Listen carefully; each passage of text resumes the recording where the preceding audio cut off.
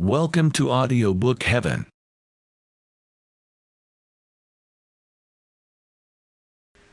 Dream Psychology by Sigmund Freud. Translated by M.D. Eder. Chapter 4. Dream Analysis. Perhaps we shall now begin to suspect that dream interpretation is capable of giving us hints about the structure of our psychic apparatus, which we have thus far expected in vain from philosophy. We shall not, however, follow this track, but return to our original problem as soon as we have cleared up the subject of dream disfigurement. The question has arisen how dreams with disagreeable content can be analyzed as the fulfillment of wishes. We see now that this is possible in case dream disfigurement has taken place, in case the disagreeable content serves only as a disguise for what is wished. Keeping in mind our assumptions in regard to the two psychic instances, we may now proceed to say, disagreeable dreams, as a matter of fact, contain something which is disagreeable to the second instance, but which at the same time fulfills a wish of the first instance. They are wish dreams, in the sense that every dream originates in the first instance, while the second instance acts towards the dream only in repelling, not in a creative manner. If we limit ourselves to a consideration of what the second instance contributes to the dream, we can never understand the dream. If we do so, all the riddles which the authors have found in the dream remain unsolved. That the dream actually has a secret meaning, which turns out to be the fulfillment of a wish, must be proved afresh for every case by means of an analysis. I therefore select several dreams which have painful contents and attempt an analysis of them. They are partly dreams of hysterical subjects, which require long preliminary statements, and now and then also an examination of the psychic processes which occur in hysteria. I cannot, however, avoid this added difficulty in the exposition. When I give a psychoneurotic patient analytic treatment, dreams are always, as I have said, the subject of our discussion. It must, therefore, give him all the psychological explanations, through whose aid I myself have come to an understanding of his symptoms, and here I undergo an unsparing criticism, which is perhaps not less keen than that I must expect from my colleagues. Contradiction of the thesis that all dreams are the fulfillments of wishes is raised by my patients with perfect regularity. Here are several examples of the dream material which is offered me to refute this position. "You always tell me that the dream is a wish fulfilled," begins a clever lady patient. "Now I shall tell you a dream in which the content is quite the opposite, in which a wish of mine is not fulfilled. How do you reconcile that with your theory?" The dream is as follows. I want to give a supper, but having nothing at hand except some smoked salmon, I think of going marketing, but I remember that it is Sunday afternoon, when all the shops are closed. I next try to telephone to some caterers, but the telephone is out of order, thus I must resign my wish to give a supper. I answer, of course, that only the analysis can decide the meaning of this dream, although I admit that at first sight it seems sensible and coherent, and looks like the opposite of a wish fulfillment. But what occurrence has given rise to this dream? I ask. You know that the stimulus for a dream always lies among the experiences of the preceding day. Analysis. The husband of the patient, an upright and conscientious wholesale butcher, had told her the day before that he is growing too fat, and that he must, therefore, begin treatment for obesity. He was going to get up early, take exercise, keep to a strict diet, and above all accept no more invitations to suppers. She proceeds laughingly to relate how her husband, at an inn table, had made the acquaintance of an artist, who insisted upon painting his portrait because he, the painter, had never found such an expressive head. But her husband had answered in his rough way that he was very thankful for the honor, but that he was quite convinced that a portion of the backside of a pretty young girl would please the artist better than his whole face. She said that she was at the time very much in love with her husband, and teased him a good deal. She had also asked him not to send her any caviar. What does that mean? As a matter of fact, she had wanted for a long time to eat a caviar sandwich every forenoon, but had grudged herself the expense. Of course, she would at once get the caviar from her husband, as soon as she asked him for it. But she had begged him, on the contrary, not to send her the caviar, in order that she might tease him about it longer. This explanation seems far-fetched to me. Unadmitted motives are in the habit of hiding behind such unsatisfactory explanations. We are reminded of subjects hypnotized by Bernheim, who carried out a post-hypnotic order, and who, upon being asked for their motives, instead of answering, "I do not know why I did that," had to invent a reason that was obviously inadequate. Something similar is probably the case with the caviar of my patient. I see that she is compelled to create an unfulfilled wish in life. Her dream also shows the reproduction of the wish as accomplished. But why does she need an unfulfilled wish? The ideas so far produced are insufficient for the interpretation of the dream. I beg for more. After a short pause, which corresponds to the overcoming of a resistance, she reports further that the day before she had made a visit to a friend, of whom she is really jealous, because her husband is always praising this woman so much. Fortunately, this friend is very lean and thin, and her husband likes well-rounded figures. Now of what did this lean friend speak? Naturally of her wish to become somewhat stouter. She also asked my patient, "When are you going to invite us again? You always have such a good table." Now the meaning of the dream is clear. I may say to the patient, "It is just as though you had thought at the time of the request, 'Of course I'll invite you so you can eat yourself fat at my house and become still more pleasing to my husband. I would rather give no more suppers.' The dream then tells you that you cannot give a supper, thereby fulfilling your wish not to contribute anything to the rounding out of your friend's figure.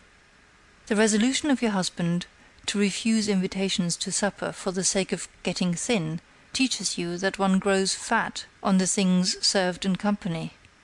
Now only some conversation is necessary to confirm the solution. The smoked salmon in the dream has not yet been traced.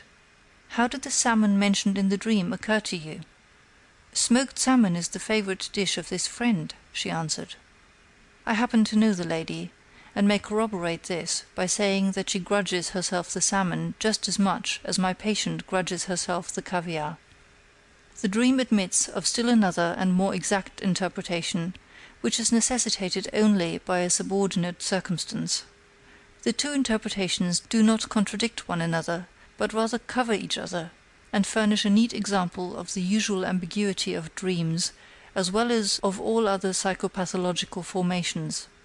We have seen that at the same time that she dreams of the denial of the wish, the patient is in reality occupied in securing an unfulfilled wish, the caviar sandwiches. Her friend, too, had expressed a wish, namely to get fatter, and it would not surprise us if Our Lady had dreamt that the wish of the friend was not being fulfilled, for it is her own wish that a wish of her friend's, for increase in weight, should not be fulfilled. Instead of this, however, she dreams that one of her own wishes is not fulfilled. The dream becomes capable of a new interpretation, if in the dream she does not intend herself, but her friend, if she has put herself in the place of her friend, or, as we may say, has identified herself with her friend. I think she has actually done this, and as a sign of this identification she has created an unfulfilled wish in reality. But what is the meaning of this hysterical identification? To clear this up, a thorough exposition is necessary. Identification is a highly important factor in the mechanism of hysterical symptoms. By this means patients are enabled in their symptoms to represent not merely their own experiences, but the experiences of a great number of other persons, and can suffer, as it were, for a whole mass of people, and fill all the parts of a drama by means of their own personalities alone.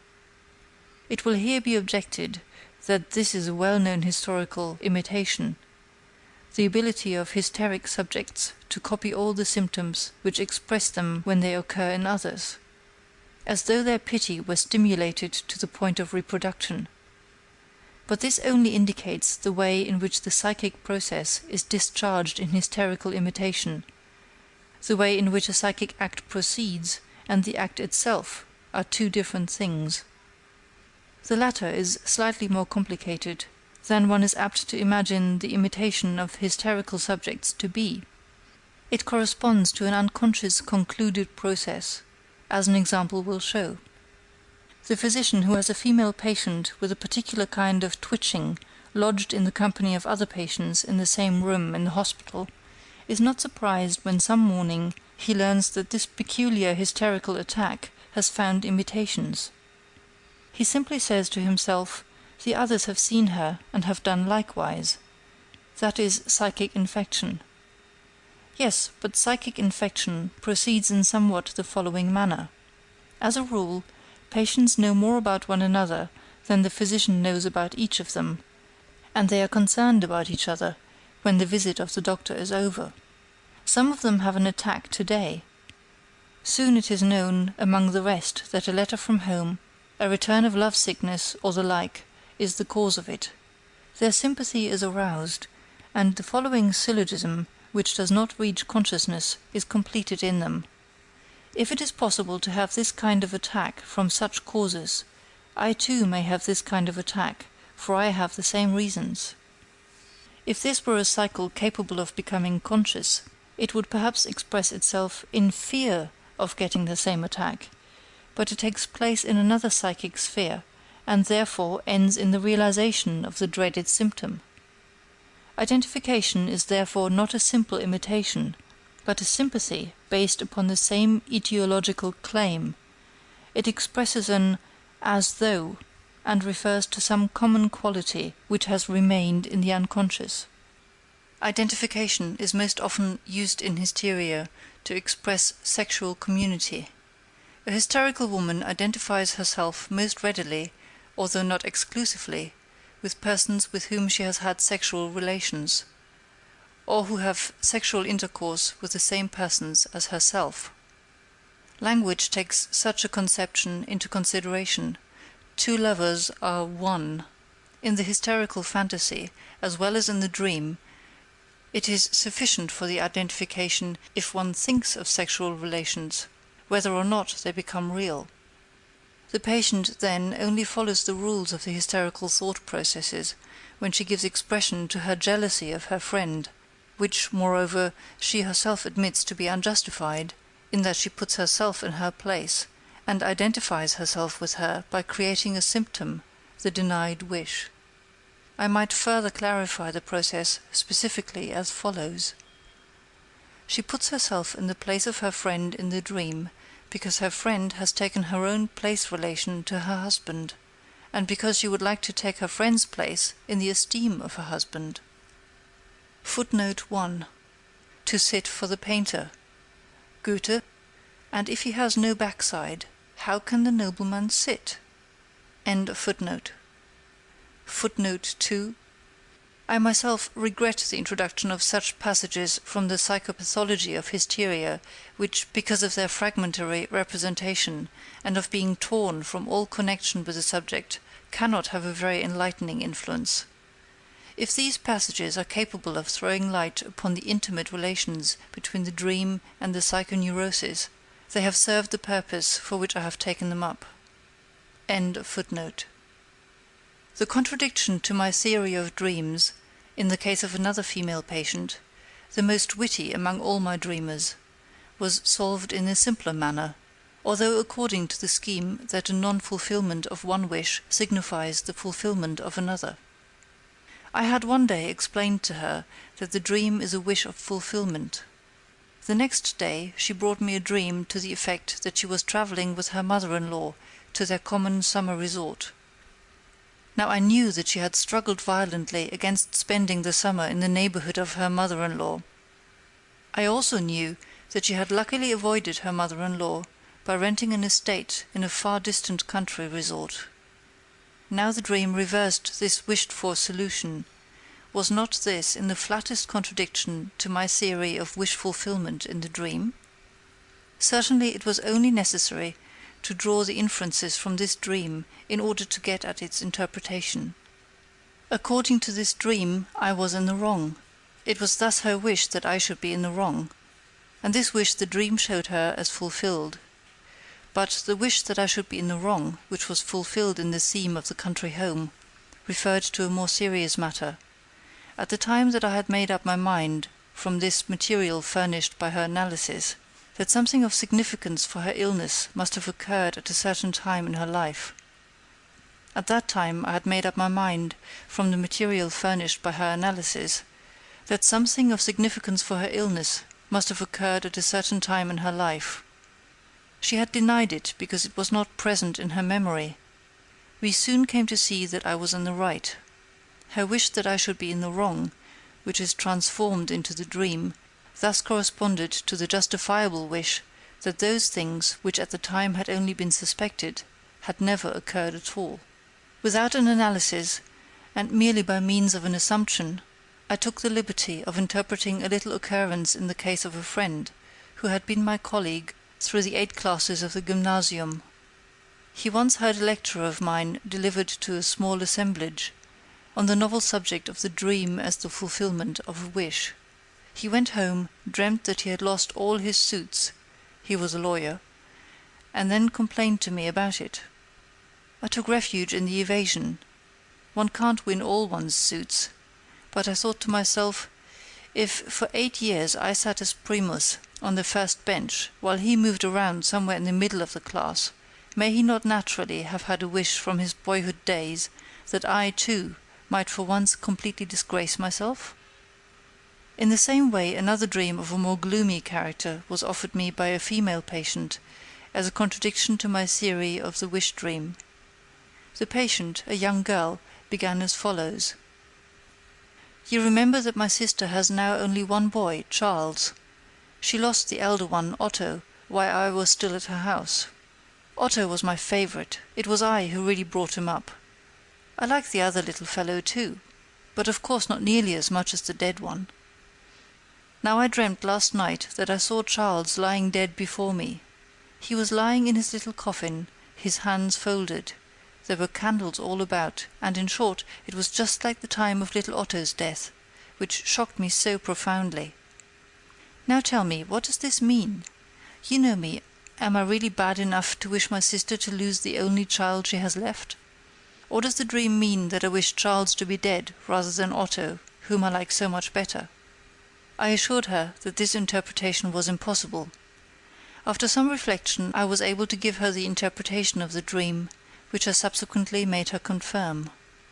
Having become an orphan at an early age, the girl had been brought up in the house of a much older sister, and had met, among the friends and visitors who came to the house, a man who made a lasting impression upon her heart. It looked for a time as though these barely expressed relations were to end in marriage, but this happy culmination was frustrated by the sister, whose motives have never found a complete explanation. After the break, the man who was loved by our patient avoided the house. She herself became independent some time after little Otto's death, to whom her affection had now turned. But she did not succeed in freeing herself from the inclination for her sister's friend, in which she had become involved. Her pride commanded her to avoid him, but it was impossible for her to transfer her love to the other suitors who presented themselves in order. Whenever the man whom she loved, who was a member of the literary profession, announced a lecture anywhere, she was sure to be found in the audience. She also seized every other opportunity to see him from a distance, unobserved by him. I remembered that on the day before she had told me that the professor was going to a certain concert, and that she was also going there, in order to enjoy the sight of him. This was on the day of the dream, and the concert was to take place on the day on which she told me the dream. I could now easily see the correct interpretation, and I asked her whether she could think of any event which had happened after the death of little Otto. She answered immediately, certainly, at the time the professor returned after a long absence, and I saw him once more beside the coffin of little Otto. It was exactly as I had expected. I interpreted the dream in the following manner.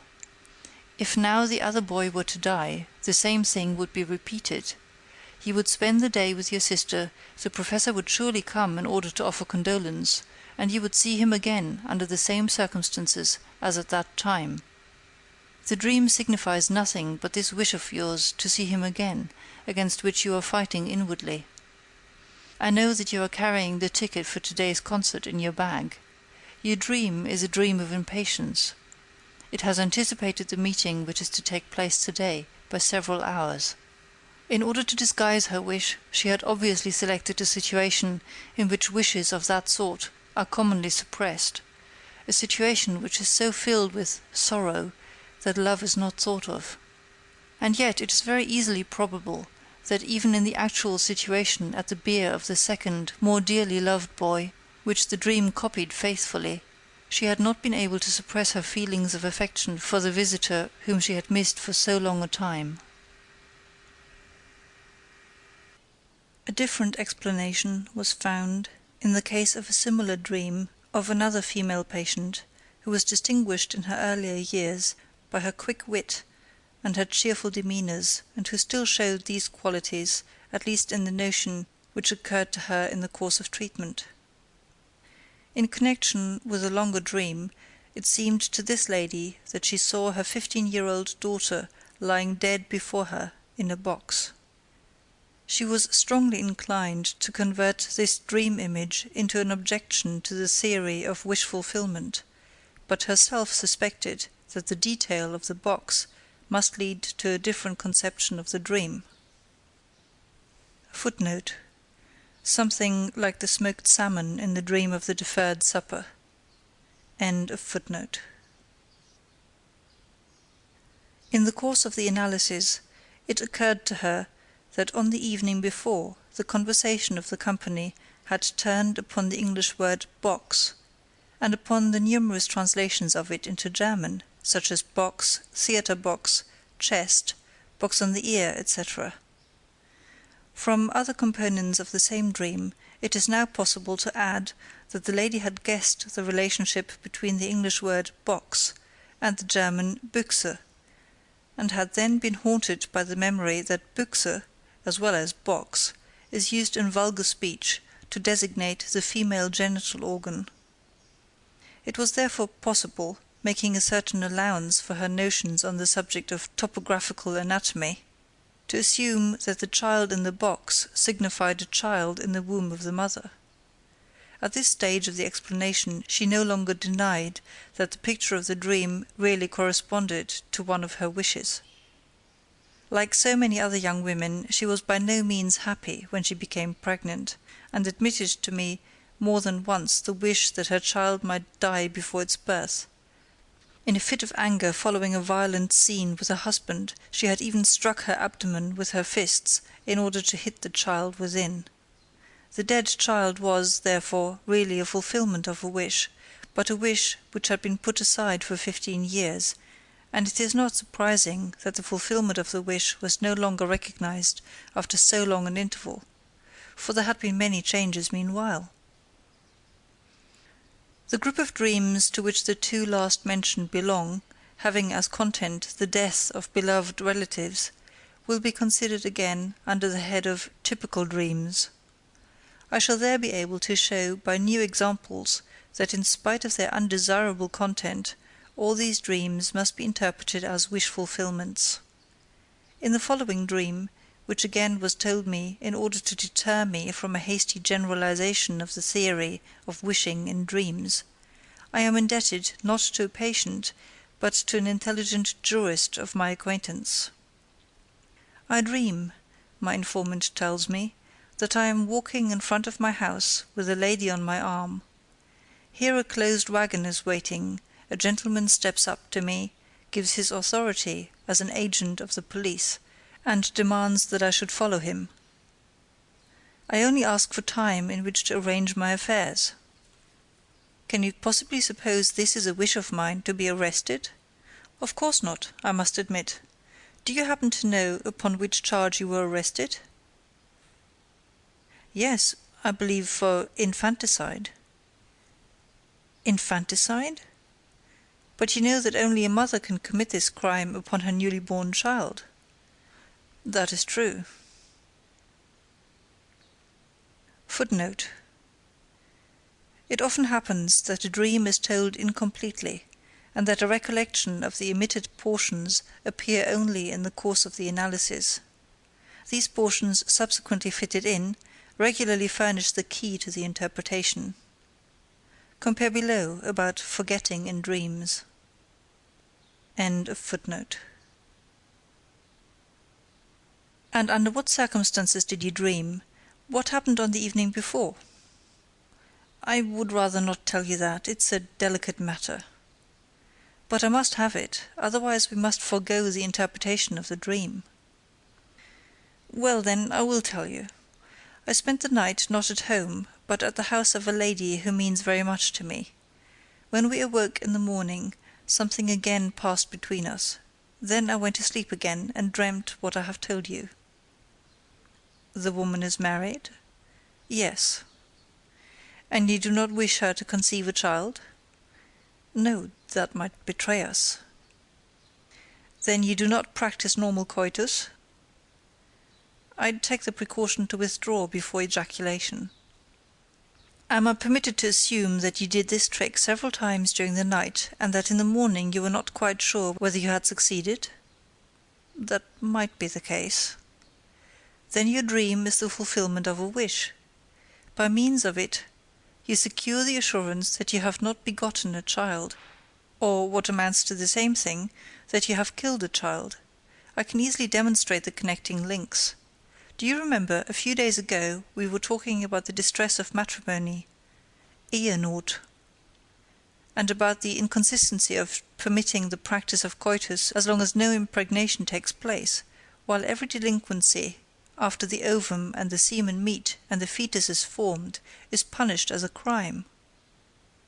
In connection with this, we also recalled the medieval controversy about the moment of time at which the soul is really lodged in the fetus, since the concept of murder becomes admissible only from that point on.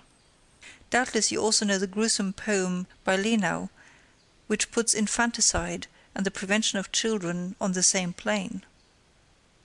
Strangely enough, I had happened to think of Lenau during the afternoon. Another echo of your dream. And now I shall demonstrate to you another subordinate wish-fulfillment in your dream. You walk in front of your house with the lady on your arm. So you take her home, instead of spending the night at her house, as you do in actuality. The fact that this was wish-fulfillment, which is the essence of the dream, disguises itself in such an unpleasant form, has perhaps more than one reason. From my essay on the etiology of anxiety neuroses, you will see that I note interrupted coitus as one of the factors which cause the development of neurotic fear. It would be consistent with this that if after repeated cohabitation of the kind mentioned, he should be left in an uncomfortable mood, which now becomes an element in the composition of your dream. You also make use of this unpleasant state of mind to conceal the wish-fulfillment. Furthermore, the mention of infanticide has not yet been explained. Why does this crime, which is peculiar to females, occur to you? I shall confess to you that I was involved in such an affair years ago. Through my fault, a girl tried to protect herself from the consequences of a liaison with me by securing an abortion. I had nothing to do with carrying out the plan, but I was naturally for a long time worried lest the affair might be discovered. I understand this recollection furnished a second reason why the supposition that you had done your trick badly must have been painful to you. A young physician, who had heard this dream of my colleague when it was told, must have felt implicated by it, for he hastened to imitate it in a dream of his own, applying its mode of thinking to another subject. The day before he had handed in a declaration of his income, which was perfectly honest because he had little to declare. He dreamt that an acquaintance of his came from a meeting of the tax commission and informed him that all the other declarations of income had passed uncontested, but that his own had awakened general suspicion, and that he would be punished with a heavy fine. The dream is a poorly concealed fulfillment of the wish to be known as a physician with a large income. It likewise recalls the story of a young girl who was advised against accepting her suitor because he was a man of quick temper who would surely treat her to blows after they were married. The answer of the girl was, "I wish he would strike me." Her wish to be married is so strong that she takes into the bargain the discomfort which is said to be connected with matrimony, and which is predicted for her, and even raises it to a wish. If I group the very frequently occurring dreams of this sort, which seem flatly to contradict my theory, in that they contain the denial of a wish or some occurrence decidedly unwished for, under the head of counter-wish dreams, I observe that they may all be referred to two principles, of which one has not yet been mentioned, although it plays a large part in the dreams of human beings. One of the motives inspiring these dreams is the wish that I should appear in the wrong. These dreams regularly occur in the course of my treatment if the patient shows a resistance against me, and I can count with a large degree of certainty upon causing such a dream after I have once explained to the patient my theory that the dream is a wish fulfillment. Footnote: similar counter-wish dreams have been repeatedly reported to me within the last few years by my pupils, who thus reacted to their first encounter with the wish theory of the dream. End of footnote. I may even expect this to be the case in a dream merely in order to fulfill the wish that I may appear in the wrong. The last dream which I shall tell from those occurring in the course of treatment again shows this very thing. A young girl who has struggled hard to continue my treatment, against the will of her relatives and the authorities whom she had consulted, dreams as follows. She is forbidden at home to come to me any more. She then reminds me of the promise I made her to treat her for nothing, if necessary, and I say to her, "I can show no consideration in money matters." It is not at all easy in this case to demonstrate the fulfillment of a wish, but in all cases of this kind there is a second problem, the solution of which helps also to solve the first. Where does she get the words which she puts into my mouth? Of course I have never told her anything like that, but one of her brothers, the very one who has the greatest influence over her, has been kind enough to make this remark about me. It is then the purpose of the dream that this brother should remain in the right, and she does not try to justify this brother merely in the dream. It is her purpose in life and the motive for her being ill. The other motive for counter-wish dreams is so clear that there is danger of overlooking it, as for some time happened in my own case. In the sexual make-up of many people there is a masochistic component, which has arisen through the conversion of the aggressive, sadistic component into its opposite. Such people are called ideal masochists if they seek pleasure not in the bodily pain which may be inflicted upon them, but in humiliation and in chastisement of the soul. It is obvious that such persons can have counter-wish dreams and disagreeable dreams, which, however, for them are nothing but wish fulfillment, affording satisfaction for their masochistic inclinations. Here is such a dream. A young man who has in earlier years tormented his older brother, towards whom he was homosexually inclined, but who had undergone a complete change of character, has the following dream, which consists of 3 parts. 1. He is insulted by his brother. 2. 2 adults are caressing each other with homosexual intentions. 3. His brother has sold the enterprise whose management the young man reserved for his own future. He awakens from the last-mentioned dream with the most unpleasant feelings, and yet it is a masochistic wish-dream, which might be translated: "It would serve me quite right if my brother were to make that sale against my interest, as a punishment for all the torments which he has suffered at my hands." I hope that the above discussion and examples will suffice, until further objection can be raised, to make it seem credible that even dreams with a painful content are to be analyzed as the fulfillment of wishes. Nor will it seem a matter of chance that in the course of interpretation one always happens upon subjects of which one does not like to speak or think. The disagreeable sensation with which such dreams arouse is simply identical with the antipathy which endeavours, usually with success, to restrain us from the treatment or discussion of such subjects, and which must be overcome by all of us, if in spite of its unpleasantness we find it necessary to take the matter in hand. But this disagreeable sensation, which occurs also in dreams, does not preclude the existence of a wish. Everyone has wishes which he would not like to tell to others, which he does not want to admit even to himself. We are, on other grounds, justified in connecting the disagreeable character of all these dreams with the fact of dream disfigurement, and in concluding that these dreams are distorted, and that the wish fulfillment in them is disguised until recognition is impossible for no other reason than that the repugnance, a will to suppress, exists in relation to the subject matter of the dream, or in relation to the wish which the dream creates. Dream disfigurement, then, turns out in reality to be an act of the censor.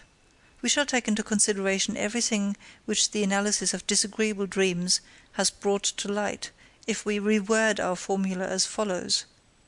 The dream is the disguised fulfillment of a suppressed, repressed wish.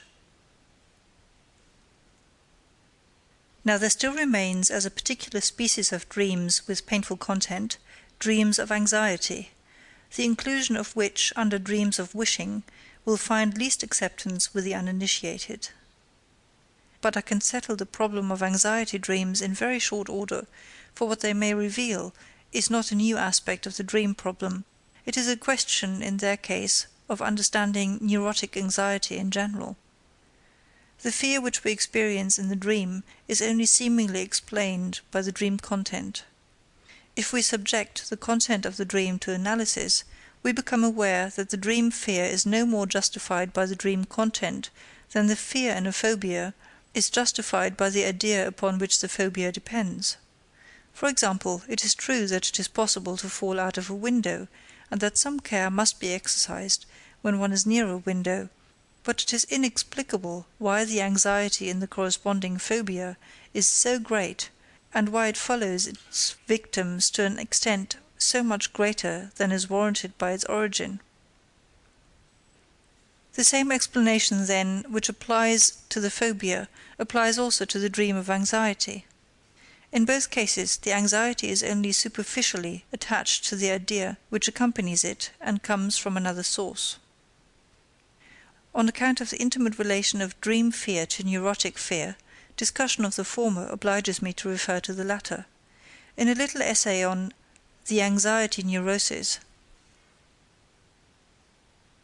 footnote, see selected papers on hysteria and other psychoneuroses, page 133, translated by A. A. Brill, Journal of Nervous and Mental Diseases, monograph series. End of footnote. I maintained that neurotic fear has its origin in the sexual life, and corresponds to a libido which has been turned away from its object and has not succeeded in being applied.